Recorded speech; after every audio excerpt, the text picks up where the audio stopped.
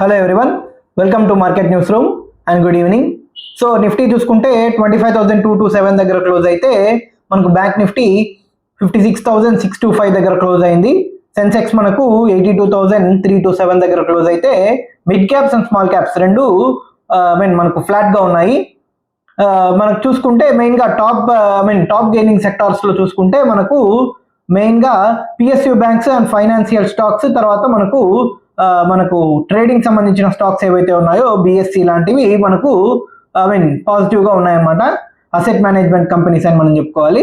So మెయిన్గా negative side ఉన్నది చూసుకుంటే మళ్ళీ అగైన్ ఐటీ సెక్టార్ నెగిటివ్గా ఉంది, డిఫెన్స్ సెక్టార్ మనకు నెగిటివ్గా ఉందన్నమాట.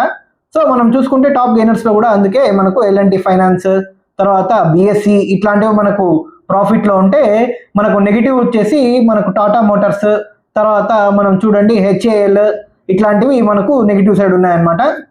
సో మెయిన్గా మొత్తం జియో పొలిటికల్గా కూడా చూడండి, టోటల్గా మెయిన్ న్యూస్ అంతా చైనా వర్సెస్ యూఎస్ఏనే అనమాట. సో చైనా ఏం చేసింది, మనకు రేర్ ఎర్త్ మెటల్స్ ఏవైతే ఉన్నాయో వాటిని ఎక్స్పోర్ట్కి సంబంధించి రిస్ట్రిక్షన్స్ విధించింది. బ్యాన్ విధించలేదు కంప్లీట్గా. ఏ కంట్రీకి అయితే ఎక్స్పోర్ట్ చేస్తారో వాటికి సంబంధించి ఎండ్ యూజర్ సర్టిఫికెట్ అడిగిందనమాట. అంటే మీరు దేనికి వాడుతున్నారు రేర్ ఎర్త్ మెటల్స్ని అనేది వాళ్ళకు డీటెయిల్స్ ఇవ్వమని అడిగిందనమాట.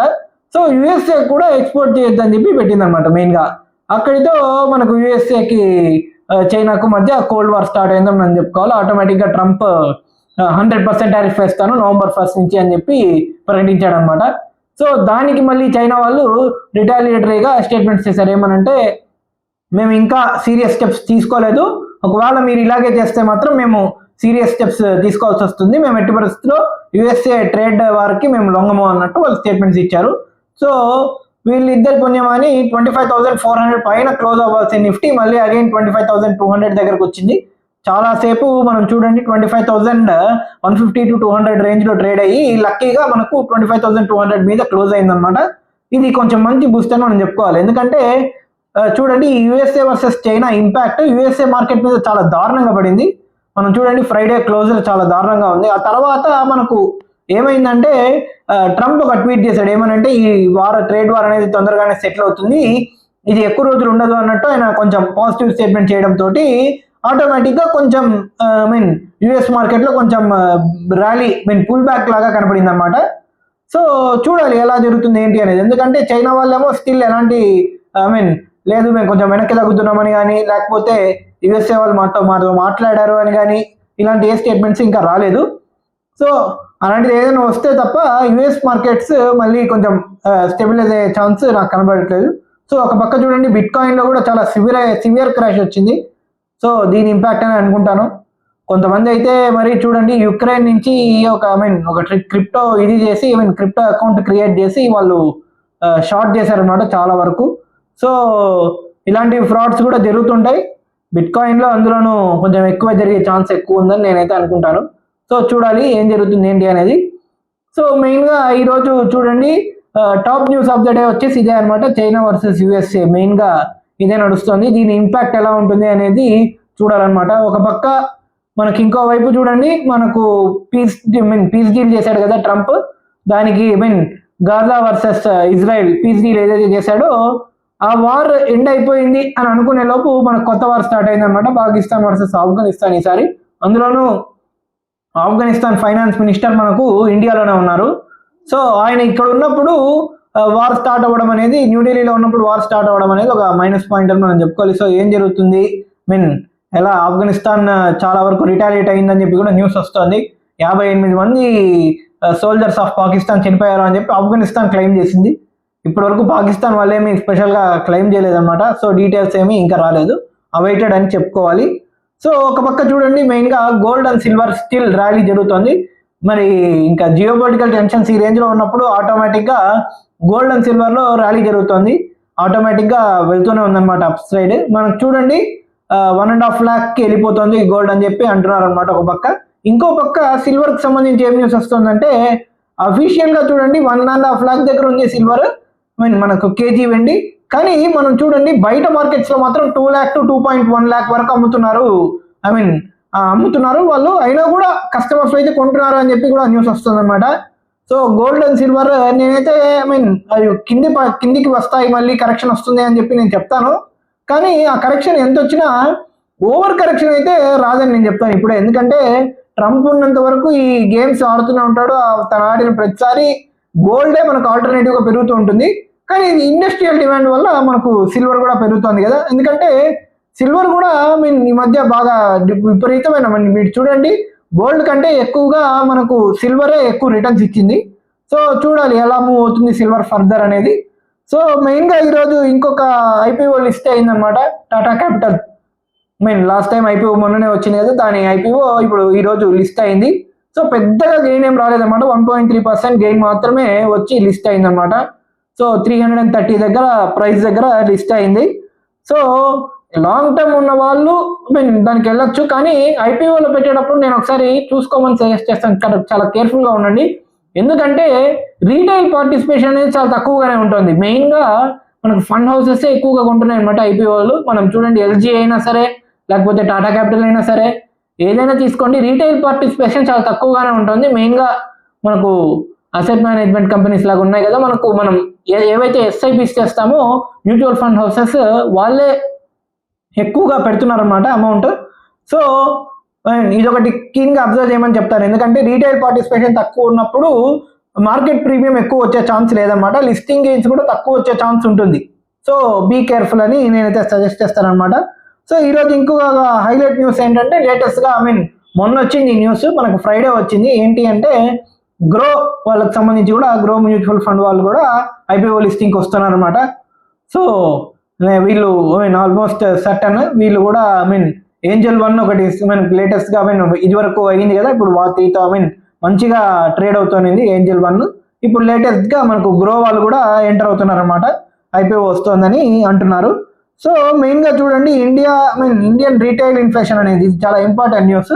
రీటైల్ ఇన్ఫ్లేషన్ 8 years లోకి వచ్చిందనమాట, 1.5% వచ్చిందని చెప్పి లేటెస్ట్గా న్యూస్ వచ్చింది. ఇది మంచి పాజిటివ్ న్యూస్ అని చెప్తారు. ఎందుకంటే ఇంకో రేట్ కట్ వచ్చే ఛాన్స్ గ్యారంటీగా ఉందని మనం అనుకోవచ్చు దీన్ని బట్టి.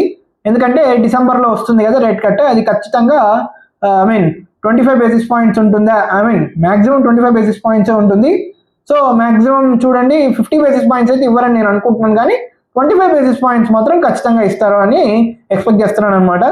సో చూడాలి, ఎందుకంటే ఆల్మోస్ట్ సర్టన్. ఎందుకంటే ఇంత రేంజ్లో మనకు ఇన్ఫ్లేషన్ ఇంత తక్కువగా ఉన్నప్పుడు ఆటోమేటిక్గా రేట్స్ అనేది తగ్గిస్తారు. సో చూడాలన్నమాట. సో మరో లేటెస్ట్ న్యూస్ ఏంటంటే, ట్రేడ్ డీల్ అనేది యూఎస్ఏతో ట్రేడ్ టాక్స్ ఏవైతే నడుస్తున్నాయో అది ఆల్మోస్ట్ మళ్ళీ స్టార్ట్ అయ్యాయి, మంచి ఫ్లోలో వెళ్తున్నాయని అయితే న్యూస్ వస్తుంది అనమాట. సో ఒక పక్క ఈయూతో ట్రేడ్ టాక్స్ కూడా బాగా జరుగుతున్నాయని చెప్పి న్యూస్ వస్తుంది. సో చూడాలన్నమాట, ముందు యూఎస్ఏతో ట్రేడ్ డీల్ అవుతుందా లేకపోతే ఈయూతో మనకు ట్రేడ్ డీల్ అవుతుందా అనేది చూడాలన్నమాట. ఎందుకంటే ఈయూలో ఉన్న కొన్ని కంట్రీస్తో మనకు ఆల్రెడీ ట్రేడ్ డీల్ ఉంది. సో ఇప్పుడు లేటెస్ట్గా మనకు టోటల్ ఈయూతో మనకు ట్రేడ్ డీల్ అవుతే ఆటోమేటిక్గా యూఎస్ఏ మీదే ప్రెషర్ వచ్చే ఛాన్స్ ఉందన్నమాట. వాళ్ళు మనకు ఖచ్చితంగా మనం కూడా చేసుకోవాల్సిందే అని చెప్పి, అందులోనే ఇప్పుడు ఈ ట్రేడ్ వార్ తోటి, చైనాతో ఈ ట్రేడ్ వార్ తోటి ఆటోమేటిక్గా వాళ్ళ డిమాండ్ అనేది కొంచెం తగ్గే ఛాన్స్ ఉందన్నమాట. సో చూడాలి ఏం జరగాలి ఏంటి అనేది, ఎలా జరుగుతుంది అనేది. ఒక పక్క మనం చూడండి, ఈ ట్రేడ్ టాక్స్ అనేది రష్యా వాళ్ళతో కూడా జరుగుతున్నాయి మనకు. ఎందుకంటే వాళ్ళు కూడా మన అగ్రికల్చర్ ప్రోడక్ట్స్, తర్వాత ఫార్మా ప్రోడక్ట్స్ అడుగుతున్నారు అనమాట. సో మనము కొంచెం చూడండి, ట్రేడ్ డెఫిసిట్ ఏదైతే మనకు ఉందో దాన్ని తగ్గించుకునే ఛాన్స్ రష్యా వాళ్ళే ప్రొవైడ్ చేస్తున్నారని చెప్పి న్యూస్ వస్తుందన్నమాట. సో గుడ్ న్యూస్ అని మనం చెప్పాలి. ఎందుకంటే మన ట్రేడ్ డెఫిసిట్ తగ్గే కొద్దీ మనకు కొంచెం బెనిఫిట్ అని మనం చెప్పుకోవాలన్నమాట ఓవరాల్గా. సో మెయిన్గా చూడండి, ఈ గోల్డ్ అండ్ సిల్వర్కి సంబంధించే మనకు మార్కెట్ ఎక్కువగా ఇప్పుడు టాక్ ఆఫ్ ద టౌన్గా నడుస్తుంది. ఎందుకంటే బయట కొనాలనుకునే వాళ్ళు కూడా చాలా మంది అంటున్నారు, కొనొచ్చా లేదా, ఈ ప్రైస్ లేదా ఇంకా పడుతుందా, లేదా ఇక్కడ నుంచి ఇంకా పైకి వెళ్తుందా అని కూడా అడుగుతున్నారు. ఎందుకంటే చాలా మంది నేను ఇప్పుడు ఇన్వెస్ట్ చేస్తాను గోల్డ్, గోల్డ్ ఈటీఎఫ్స్లో కానీ, లేకపోతే గోల్డ్ తీసుకోవచ్చా, ఫిజికల్గా గోల్డ్ పర్చేస్ చేయొచ్చా అని కూడా అడుగుతున్నారు అనమాట. నేనైతే ఏం చెప్తానంటే, ఫిజికల్గా పర్చేస్ చేయాలనుకునే వాళ్ళు ఇంపార్టెంట్ అకేషన్స్ ఉంటే ఖచ్చితంగా పర్చేస్ చేసుకోండి, లేదా ఏదైనా కరెక్షన్ వచ్చే వరకు వెయిట్ చేయాలి. నేను వెయిట్ చేయగలను, నాకు టైం ఉంది అనుకునే వాళ్ళు కరెక్షన్ వచ్చేంత వరకు వెయిట్ చేయమని నేనైతే సజెస్ట్ చేస్తానన్నమాట. ఒక పక్క మనం చూడండి, ఎఫ్ఐఎస్ అయితే కంటిన్యూగా అమ్ముతూనే ఉన్నారు.